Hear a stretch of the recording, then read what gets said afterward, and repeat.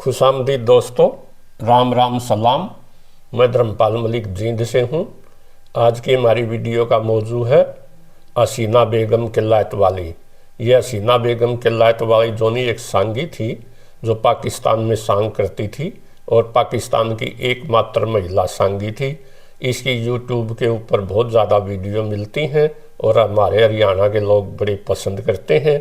मैं भी उनमें से एक हूँ और ये इसका हमारे हरियाणा से ताल्लुकात था। वो किल्लायत गांव के अंदर पैदा हुई थी। ये किल्लायत नरवाना और कैथल के बीच में है और आजकल जोनी तहसील है और कंस्टिट्यूंसी भी है, इसलिए हमारा उससे विशेष लगाव है। जोनी वो किल्लायत के अंदर 1931 के अंदर पैदा हुई थी। उसके पिताजी का नाम इद्दू था। वो जाति से नट थे या बाट भी कह सकते हैं। बाट, जोगी, मिरासी, इनको गॉड गिफ्ट गाना और बजाना ना जोनी गाने और बजाने का काम करते हैं ये। और इद्दू नट, लेकिन इद्दू नट एक किसान थे। वो पहलवान थे, बड़े लंबे सुतरे और तकड़े आदमी थे। उस जमाने में बहुत ही बढ़िया बैलों की जोड़ी रखते थे और घोड़ी पर चलते थे। और किल्लायत के पास एक कुई है, वह उस कुई का ही पानी पीते थे। आपने जयसिंह किल्लायत वाले का नाम सुना होगा। जयसिंह परचारी भी उनका दोस्त था जो बहुत अच्छे भजन लिखता था। परमानंद, पंडित परमानंद भी जो जयसिंह का गुरु था वो भी किल्लायत का था। और किल्लायत के अंदर ही हरियाणा की पहली महिला सांगी सरदारी बेगम थी, किल्लायत की रहने वाली थी। 47 के अंदर बाल्लो जोनी सांग करती थी महिला, वो भी किल्लायत की थी। इस प्रकार ये किल्लायत जो है नी एक बड़े ही कलाकारों और फनकारों के लिए प्रसिद्ध रहा है। इद्दू नट, जयसिंह प्रसारी और हरिकेश पटवारी का आपने नाम सुना होगा। ये तीनों बड़े अच्छे दोस्त थे। हरिकेश पटवारी का भजन प्रसिद्ध है, भूखे मरते भगत आदमी ऐश करें ठग चोर जुआरी क्यों, ए भगवान ने आकारी तन्ने कहती दुनिया सारी क्यों, फूट जैम दे बीस एक न तरसे चाटर नारी क्यों, और बुद्ध बन गया कानू गो ये हरिकेश पटवारी क्यों।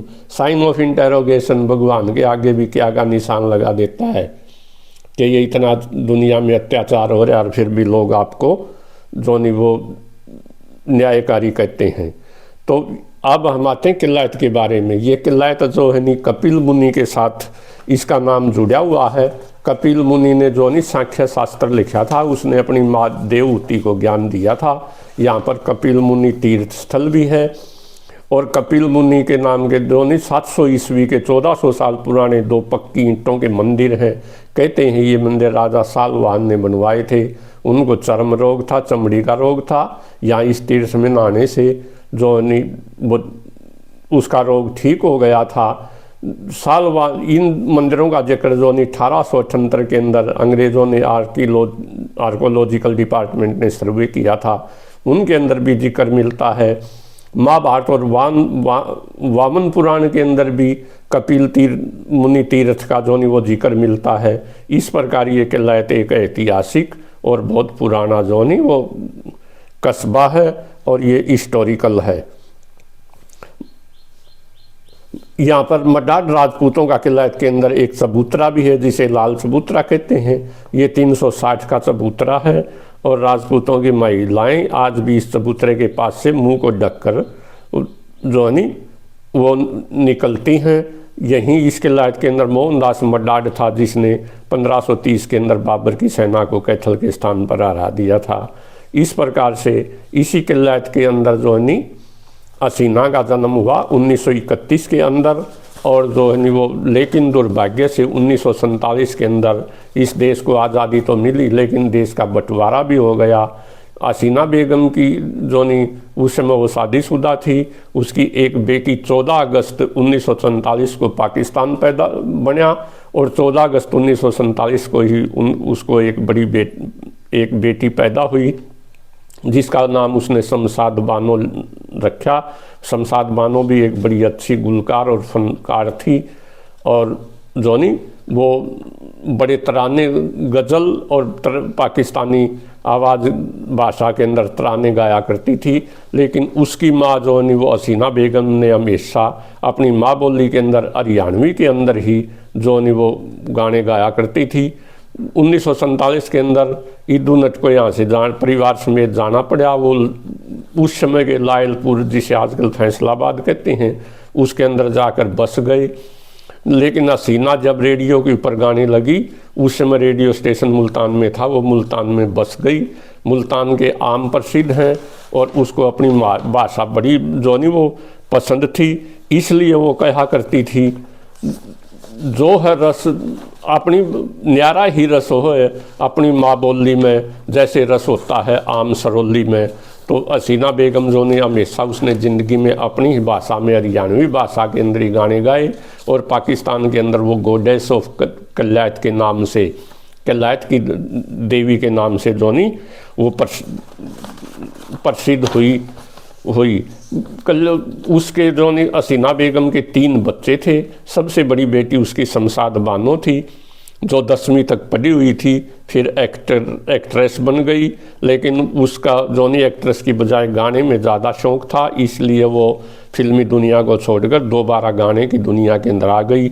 दूसरी उसकी बेटी नगीना नरगिस थी, छोटी बेटी, जिसके भी कई वीडियो जो नहीं आपने देखे होंगे हसीना बेगम के और नगीना नरगिस के। इरशाद अली उसका बेटा है, जो वो भी गज़ल वगैरह गाता है। और पाकिस्तान रेडियो के ऊपर इरशाद और इरशाद की बहन नगीना भी वो रेडियो फनकार है पाकिस्तान रेडियो की।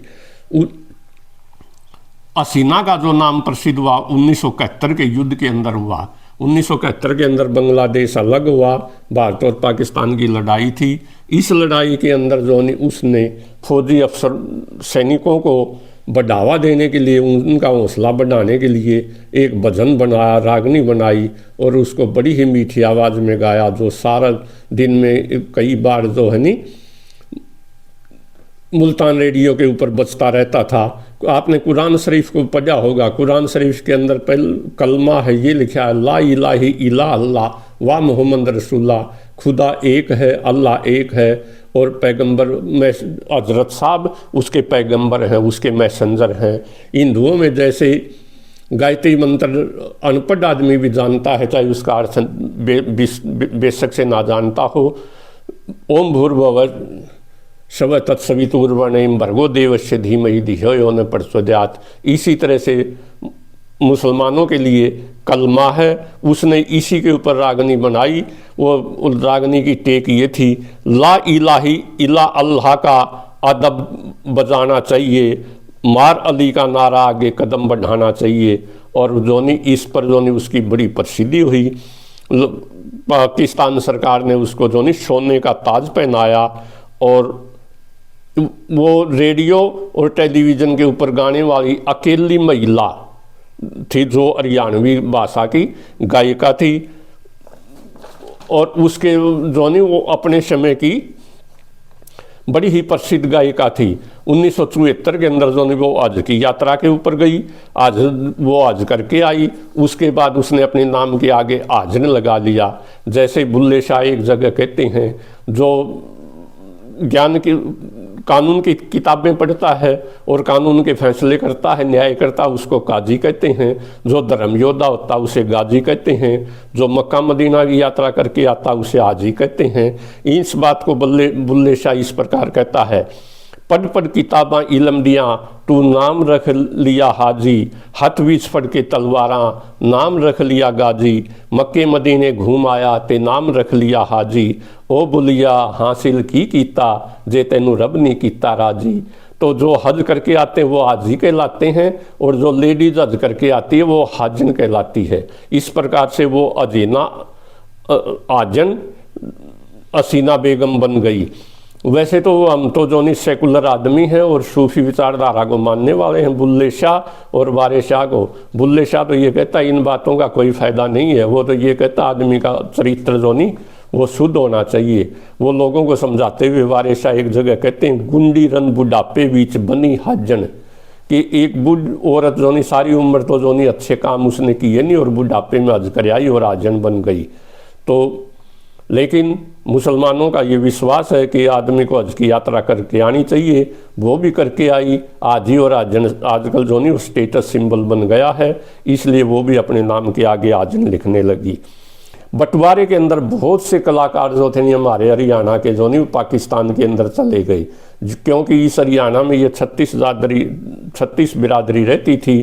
कुछ बिरादरियां ऐसी थी जिनका काम ही गाना बजाना था, जैसे मीर जाति है, भाट जाति है, जोगी जाति है। तो बहुत से कलाकार जो इन जातियों के थे वो पाकिस्तान में चले गए क्योंकि वो मुस्लिम थे।